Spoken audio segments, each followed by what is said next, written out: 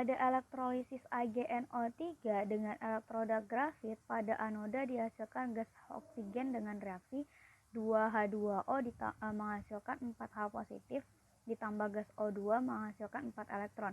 Jika diharapkan memperoleh 5,6 liter gas oksigen, nih tentukan nih jumlah arus atau Faraday-nya yang dialirkan pada larutan. Nah, untuk menentukannya, langkah pertama yang harus kita lakukan itu adalah kita ionisasi dulu ya larutannya. Itu tadi ada AgNO3.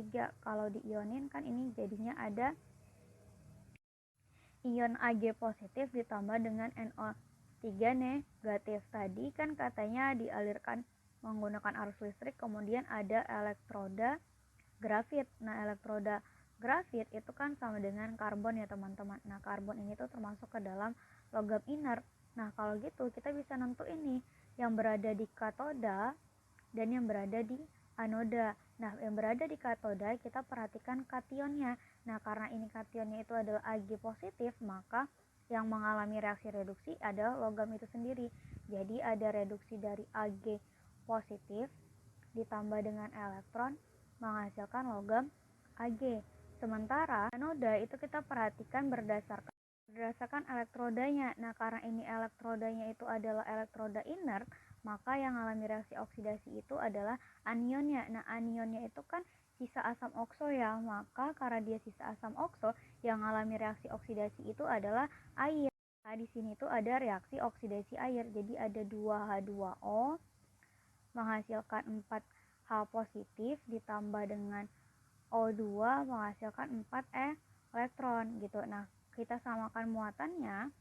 Nah, untuk menyamakan muatannya, teman-teman bisa perhatikan jumlah elektron di kiri dan jumlah elektron di kanan. Berarti ini kali 4, yang ini kali 1. Jadi jumlah elektronnya habis atau muatannya udah sama, sehingga persamaan reaksinya itu jadi 4 Ag positif ditambah dengan 2H2O akan menghasilkan 4 Ag atau 4 logam Ag ditambah dengan 4H positif ditambah dengan gas O2.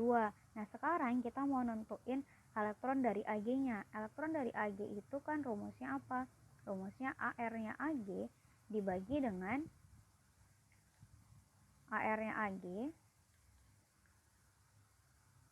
dengan muatan atau valensinya. Nah, AR-nya Ag kan kita tahu ya, itu ada 108. Nah, valensinya yang mana? Valensinya itu yang muatannya nih, yang positif 1 nih. Kalau ada 1 elektron tadi ini, jadi muatannya itu sama dengan 1. Jadi nilai elektron itu sama dengan 108. Nah, langkah selanjutnya kita akan menentukan jumlah molnya. Menentukan jumlah molnya, tadi kan kita udah diketahui ada volume. Jadi kita pakai volume STP aja. Jadi V per 22,4. Jadi volumenya itu tadi ada 5,6 liter dibagi dengan 22,4. Sehingga mol yang diperoleh itu ada 1/4 atau 0,25 mol. Ya kan? Nah, selanjutnya kita nentuin deh nilai arus listriknya atau Faraday-nya. Yaitu kan rumusnya adalah mol sama dengan 1 dibagi dengan valensi dikali dengan Faraday-nya kan. Nah, molnya kan kita udah ketahui itu tadi. Sehingga molnya itu ada 0,25 mol. 1 per valensinya berapa tadi? Sama dengan 1 kan valensinya dikali dengan F-nya. Sehingga nilai F-nya itu bisa diperoleh berapa teman-teman?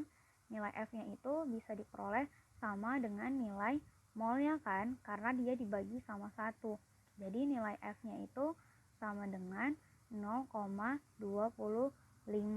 F atau yang kita kenal dengan Faraday. Jadi jumlah arus listrik yang mengalir itu sama dengan jumlah molnya, yaitu 0,25 Faraday. Oke deh, sekian.